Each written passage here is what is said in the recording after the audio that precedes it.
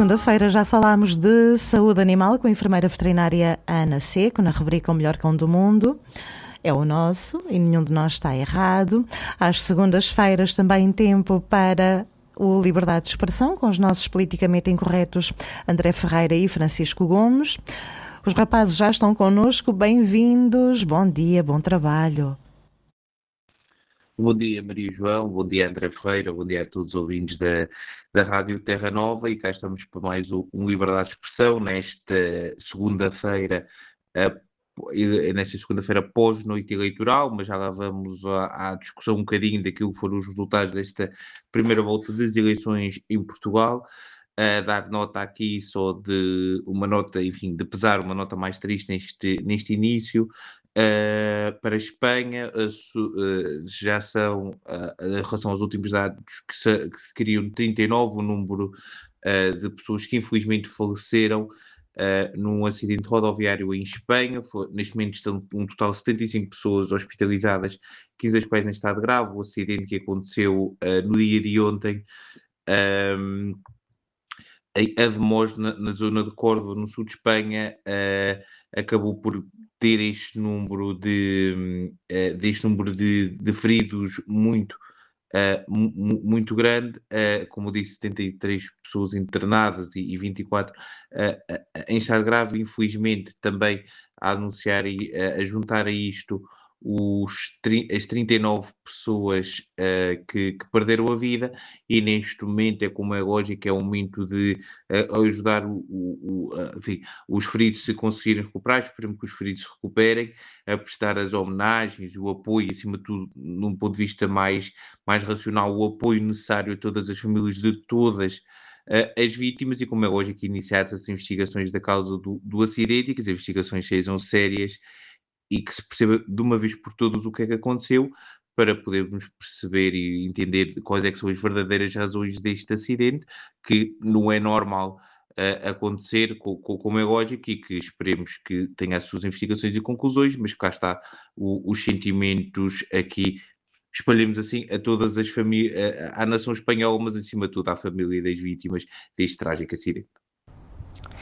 Antes de mais, bom dia, Maria João, bom dia também a ti, Francisco Gomes, e aos ouvintes da Terra Nova. Faço minhas as palavras do Francisco, é esperar que se tirem todas as conclusões relativamente a este acidente, que em 2026 já não faz sentido haverem dois comboios que choquem um contra o outro, mas esperemos que tenha sido um erro mesmo muito...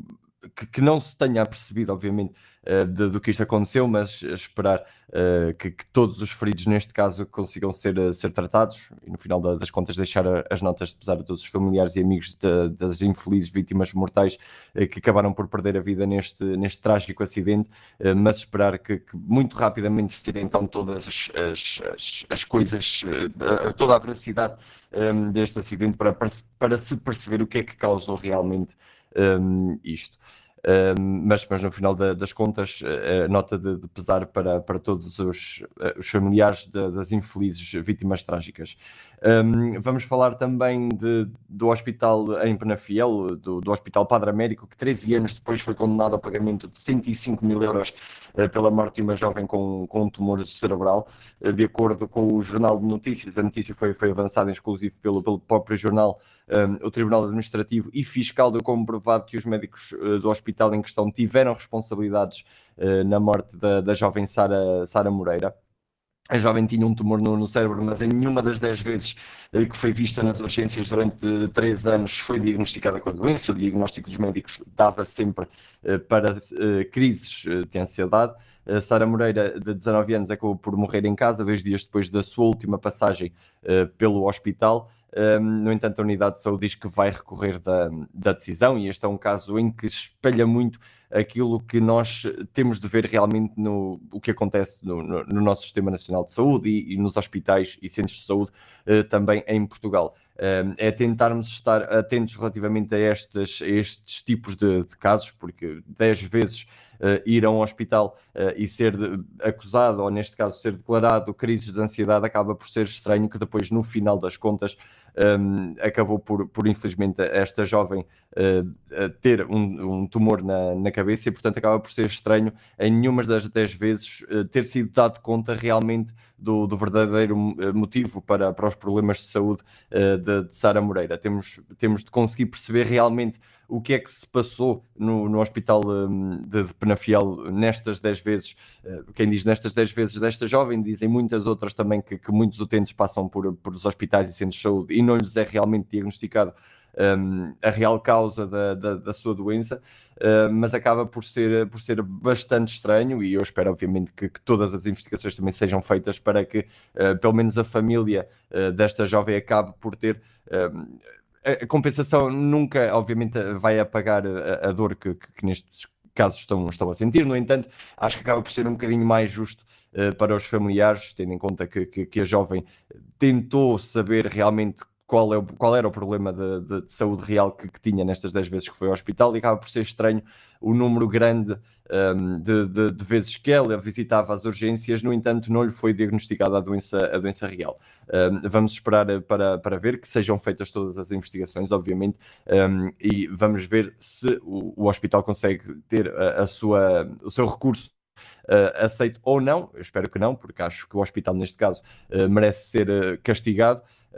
Mas vamos ver o que é que depois as investigações dirão. Não deixa de ser esquisito e temos, obviamente, de começar a perceber realmente o que se passa nos hospitais e centros de saúde portugueses para que estes casos não se voltem a repetir. Muito isto que peço desculpa, que o André disse, este caso é um caso muito sério, é um caso que deve envolver, como é lógico, as necessárias e houve e foram as necessárias investigações, as necessárias decisões judiciais. Parece-me a mim mais ou menos claro que houve um erro médico. Não quer dizer que tenha sido intencional, houve um erro médico, e com intencional quer dizer, não acredito que os médicos tenham propositalmente ignorado a questão, mas houve um erro, e se houve um erro, a entidade que cometeu esse erro tem que pagar por ele, como em tudo na vida, e acho que é muito feio olhar para este caso e ver o hospital a recorrer e não assumir o erro, e acho que conseguiria sair muito melhor e com muito mais respeito e com muito mais tranquilidade se o hospital assumisse o erro, que não podem acontecer, como é lógico, é absolutamente inaceitável que aconteçam, mas faz parte da vida, porque os médicos também são humanos, e por isso é muito, muito importante que essa investigação ocorra, e quando há isto aqui que se assumam os erros, porque também ajuda a melhorar os casos e as investigações necessárias. E agora vamos passar para outro caso, um tópico muito, muito rápido, o que aconteceu ontem durante a tarde no canal USO, o canal da Federação Portuguesa de Futebol. Ocorreu uma meia-final muito importante, uma meia-final e um jogo muito importante na Taça Portugal Feminina entre o Torriense e o Benfica, e eis que a reedição da final do ano passado, a reedição da final da Supertaça deste ano, já um jogo grande, pode-se dizer, principalmente nos últimos 2 anos, do futebol no feminino em Portugal, e o jogo acabou por ir a prolongamento, mas a questão do que nós estamos a falar aqui não é do jogo, nem da vitória do Benfica, não vamos discutir isso, vamos sim falar do que aconteceu, pois o Canal 11 decidiu dividir a tela mais ou menos, colocando em 2 quadrados na tela a transmissão deste jogo em ponto pequeno e em ponto grande, um jogo de treino da seleção A de futsal masculino. E o relato era exatamente desse jogo A da seleção de futsal masculino. Eu acho que aqui não é nada contra a seleção A de futsal masculino, porque não é ela que decide, é assim como, mais uma vez, as decisões editoriais absolutamente inacreditáveis do Canal 11, porque é absolutamente inaceitável que isto aconteça. Nós já falámos aqui diversas vezes e já disse, eu entendo que deve ser promovido o produto nacional, mas atenção, o jogo de preparação de uma seleção nacional não pode ser maior do que um jogo de um campeonato interno nacional para competições oficiais. Infelizmente este canal não percebe isso, mas curiosamente, e agora tenho que deixar aqui esta coisa, se olharmos para o histórico, curiosamente acontece sempre com o mesmo género. É engraçado, também já aconteceu o mesmo de transmitir jogos do Brasileirão e de já jogos do Campeonato Nacional à primeira divisão de futsal feminino de fora. Por isso, eu acho que o Canal 11 deve rever a sua estratégia, porque isto é absolutamente inaceitável que aconteça, e perceber que se quer vender o seu produto, se quer ser um potencializador, como diz, do desporto no feminino em Portugal, acima de tudo futsal e futebol, tem que mudar rapidamente a sua ideologia, e mais uma vez prova-se que aquilo que nós dissemos à eleição de Pedro Proença, que eu não era parte da solução para o futebol, para o estado do futebol português no geral, prova-se mais uma vez que nós estávamos corretos. Felizmente Pedro Proença tem essa capacidade e cada dia que passa nos dar razão em relação às críticas que lhe fizemos. Se não acrescento mais uma palavra relativamente a este caso, acho que a Federação e o próprio linha editorial do Canal 11 devem ter, peço desculpa, um bocadinho mais cuidado relativamente a estes apontamentos de transmissão. No entanto, pelo menos aqui a ERC, que deveria, se calhar, notar um bocadinho melhor e ver realmente aquilo que promove o futebol nacional. Acho que também poderia estar um bocadinho mais atento e não está, mas prefere estar atento a outras coisas. Não num caso de castigar o próprio canal, não, mas de alertar e demonstrar realmente aquilo que é mais importante, entre aspas, no futebol nacional, que neste caso é uma taça interna da própria federação, como é o caso da Taça de Portugal. Mas fica mais uma vez... André, desculpe-te interromper, estás a ser injusto. Pá, a ERC está mais interessada em pessoas que não são convidadas para programas de entretenimento. Lá está, tem de alinhar melhor as suas diretrizes, mas acaba por ser bastante incómodo, principalmente para quem assiste. Eu, na hora que estava a parte do prolongamento, não estava a assistir, já me encontrava a trabalhar. No entanto, para quem realmente assiste e quer ver o jogo, acaba por ser bastante chato estar a ver o jogo num quadradinho pequeno. Vamos falar agora de um caso também de Penacova, a participação do jornalista e escritor Miguel Carvalho num festival literário, peço desculpa, organizado pela Câmara de Penacova, foi cancelada por instruções do próprio presidente de Câmara, pelo menos foi o que denunciou o autor do livro Miguel Carvalho, Por Dentro do Chega, que é o título do livro, peço desculpa. Miguel Carvalho relatou numa publicação nas redes sociais ter recebido um e-mail a cancelar a sua presença por instruções diretas, então, deste tal presidente da Câmara, eleito pelo PSD e, curiosamente, é jornalista. Passei a citar, então, a publicação do autor deste livro. Entretanto, o presidente da Câmara de Penacova, Álvaro Coimbra, numa resposta por escrito à Lusa, recusou a existência de censura, afirmando que se trata de uma opção de conteúdos do festival e da recusa de temáticas político-partidárias. E segundo a publicação do jornalista e escritor, o convite que tinha sido feito em outubro era realmente para uma sessão de apresentação deste mesmo livro Por Dentro do Chega.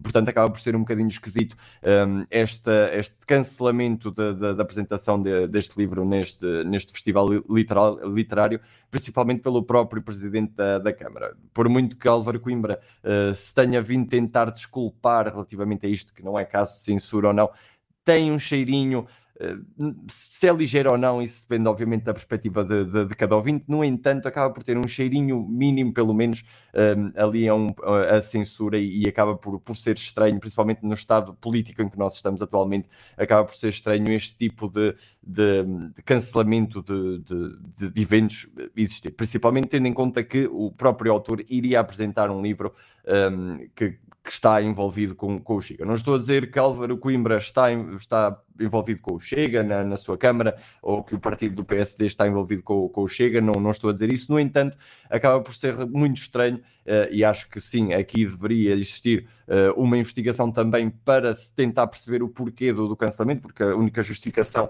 de querer haver conteúdos do festival que recusem temas ali político-partidários acaba por ser bastante estranho, porque num evento literário, e quem escreve realmente este tipo de livros acaba por ter presente em muitos deles este tipo de temáticas. No entanto, esperemos nós que o presidente de Penacova tenha ali um pequeno castigo.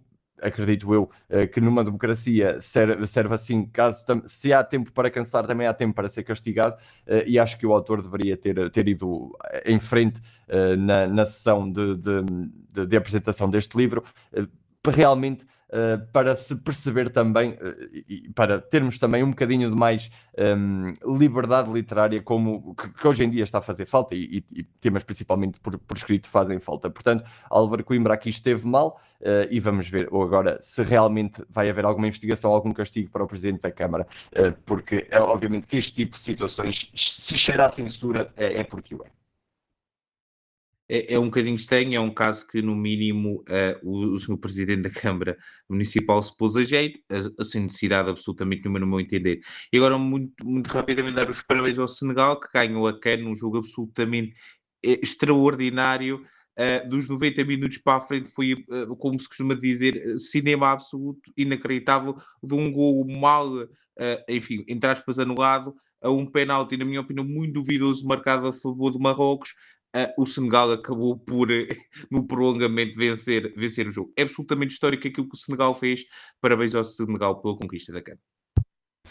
Sim, da minha parte também dou os parabéns ao Senegal pela conquista da taça, e pronto, infelizmente Marrocos não conseguiu mais uma vez, mas os parabéns então para o Senegal.